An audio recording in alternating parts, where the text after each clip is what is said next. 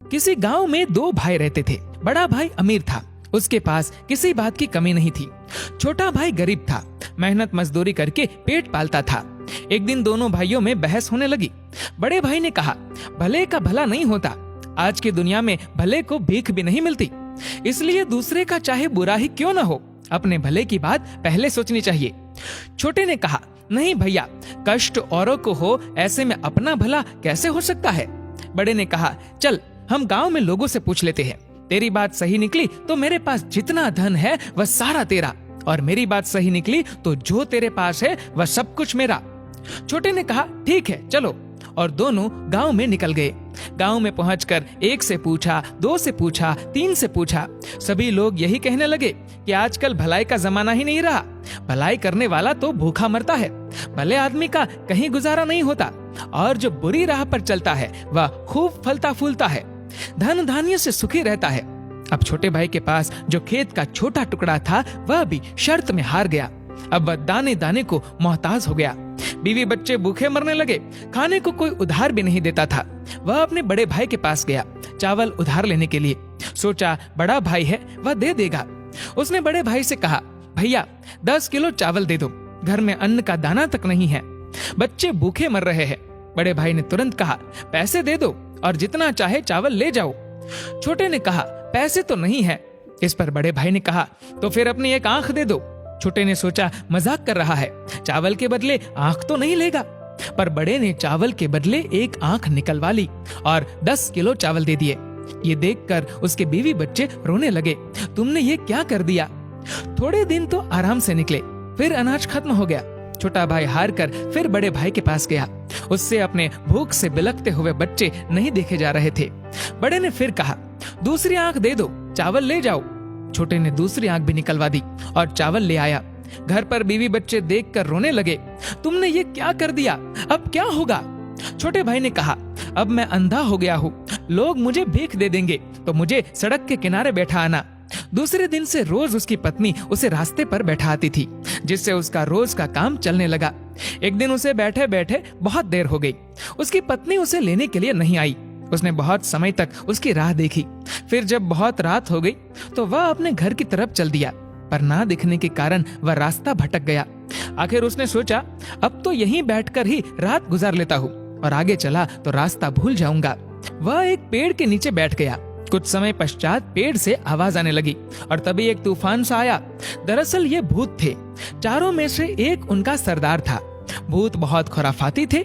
सब एक महीने भर लोगों को सताते थे और महीने में एक दिन इसी पेड़ पर सरदार सबका हिसाब किताब करता था। आज वही हिसाब किताब करने वाला दिन था। सरदार ने पूछा, हाँ भाई, तुम लोगों ने क्या क्या किया, एक एक करके बताओ। पहला भूत बोला, एक गांव में दो भाई थे, भले बुरे का तर्क हुआ, दोनों ने बाजी रखी, छोटा भाई हार गया, मैंने उसे अंधा बनवा दिया। सरदार बोला, बहुत खूब, अब अंधा ही बना रहेगा, वह क्या जाने कि इस पेड़ की तली की औंस लगाने से उसकी आंखें ठीक हो सकती है। दूसरा भूत बोला, मैंने रामनगर जिले के सारे नदी, नाले, झरने, तालाब, कुएं, बावड़ी सब कुछ सुखा दिया है। पानी के लिए हाहाकार मचा हुआ है, कहीं कोष तक पानी नहीं है, सब यूं ही तड़प तड़प कर मर जाएंगे। भूतों का सरदार बोला, बहुत खूब, प्यासे मरे सब, उन्हें क्या पता कि वही पहाड़ के तले से 7 मिट्टी की परतें हटा देने से पानी फिर आ सकता है।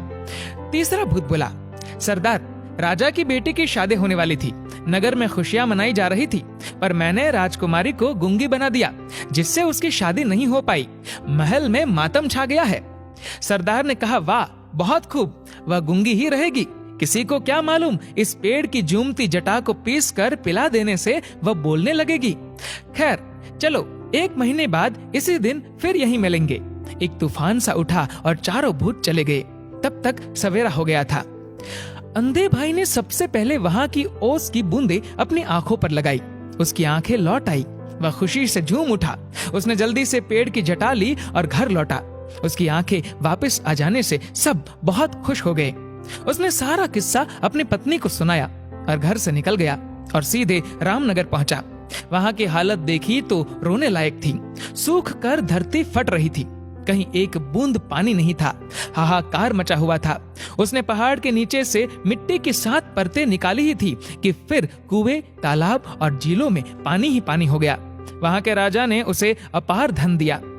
फिर वह राजा के महल में जा पहुंचा। जाते ही उसने कहा, महाराज, मैंने सुना है कि राजकुमारी गूंगी हो गई है, मैं उन्हें ठीक कर सकता हूँ। उसने झट से पेड़ की जटा को पीसकर राजकुमारी को पिला दिया और राजकुमारी बोलने लगी। राजा बहुत खुश हुआ। राजा ने अशर्फियों से उसकी झोली भर दी, गाड़ी घोड़ा दिया और रहने के लिए एक महल देकर परिवार के साथ यहाँ आकर रहने को कहा। छोटा भाई धन से लदा घर लौटा। उसके परिवार में खुशी की लहर दौड़ गई। बड़े भाई ने देखा कि उसकी आंखें भी आ गई और इतनी दौलत भी। वह ईर्ष्या से जलने लगा। उसने छोटे भाई से माफी मांगी और आग्रह किया कि उसे भी राज बता दे। छोटे भाई को दया आ गई। उसने सारा राज बड़े भाई को बता दिया। बड़ा भाई भी उसी जंगल में गया, उसी पेड़ तले बैठा। फिर वही तूफान आया और भूतों की आवाज आने लगी। लेखा जोखा होने लगा। भूत कहने लगे, जो किया कराया था सब पर पानी फिर गया, जरूर किसी ने अपना भेद सुन लिया।